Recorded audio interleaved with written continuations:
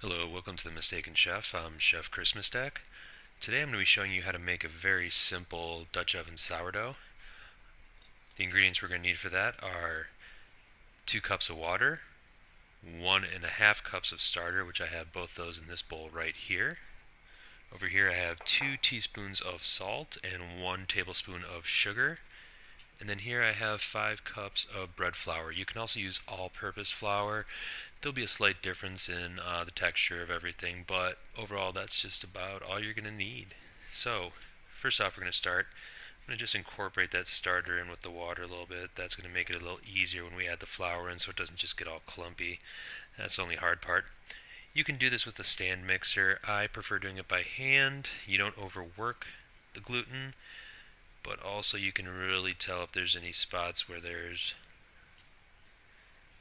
any flour that's clumped up.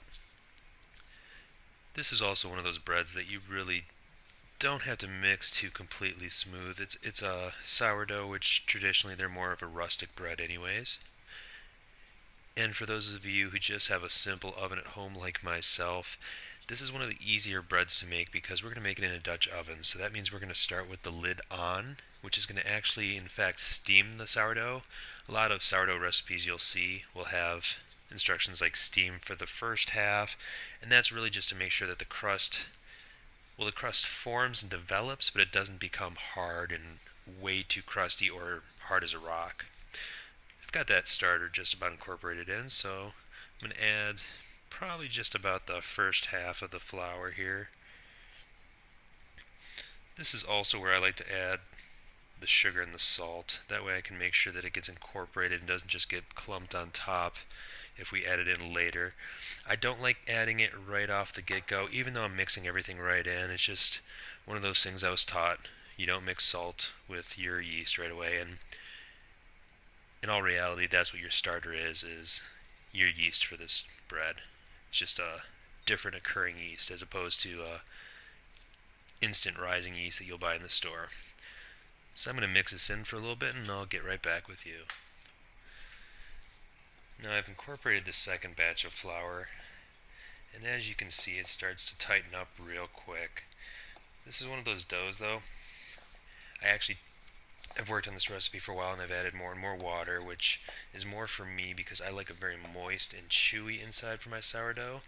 But even if we were to use less water, it'd be plenty for this dough recipe. So now is not the time to look at this and go, oh, this dough is way too dry, because the more we mix it, the more it's going to incorporate everything in, and we're going to actually get just the right texture of dough, and it's going to have the right water content. I'm also using a starter that's 100% hydration, which basically that just means is that by weight, I have equal parts water to my flour. And for my starter, some people use bread flour, some people use all-purpose, some people occasionally mix in wheats and rye. I've at one point or another mixed all these different types of flour in there, so it's not really written in stone as to what kind of flour you need to use for it. As to the bread though, I would avoid using wheat or rye in place of the all-purpose or bread flour, just because they're going to require a lot more moisture, so it's going to take a lot more tinkering with that recipe. That might be something you want to try down the road, but I'm going to continue to mix this in and I'll get back with you when I've got a nice smooth dough. I've been working this dough for a little bit, and as you can see it's really starting to get nice and velvety or satiny, or however you want to describe it. It's getting to be pretty nice and smooth. And it will at times tear, which will make it look a little rougher, but I know that my flour is well incorporated in with my starter and my water.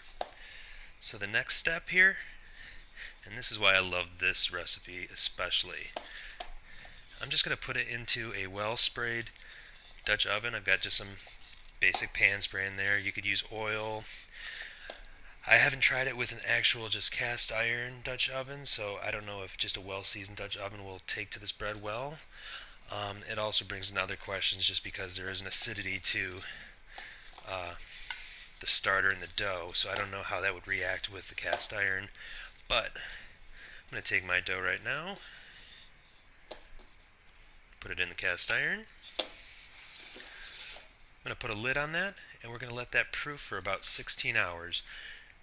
This is it is a long developing dough. It takes 16 hours to proof at room temperature, lid on. But what this gives us is, first of all, this bread is going to at least double, if not do more than that. You get a really nice full loaf, and a lot of times sourdoughs you'll have the large air pockets, which I do love, but for sandwich bread I really like a nice denser bread. This is not a heavy bread per se, but it is a denser bread.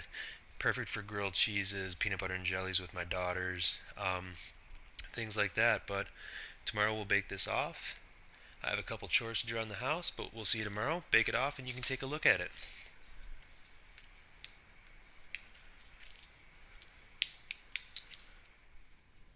Our bread's been proofing now for about 16 hours, and as you can see, it's right up to the rim. That's what we're looking for. I want to say this Dutch oven is 7 quarts, but I'm not positive. But anyways, we have our oven preheated to 450, so we're going to throw it in with the lid on right now for about 20 minutes. Then I'll show you where we're at that point. Okay, we've had the sourdough in there for 20 minutes. Now we're just going to pull it out.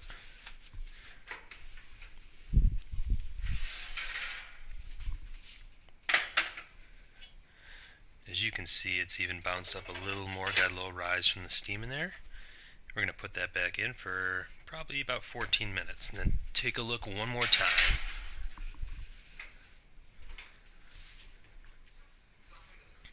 Okay, the timer just went off, so we've had it in there for an additional 14 minutes.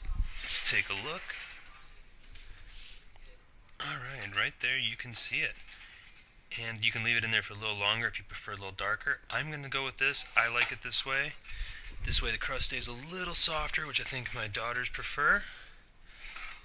And then next step, we're going to just basically flop it right out onto a cooling rack. Flip it over. And there you have it. That's our sourdough bread. I'm going to get in there a little closer just so you can really get a good look at it. Got some nice color on the sides, a nice golden brown on top, and you can see how far it's risen. That's a nice thick bread, good for sandwiches, bread and butter, just about anything. There is our sourdough bread. At the end of this video I'm going to attach a couple pictures just to kind of show you some different versions I've done in the past. But there you have it.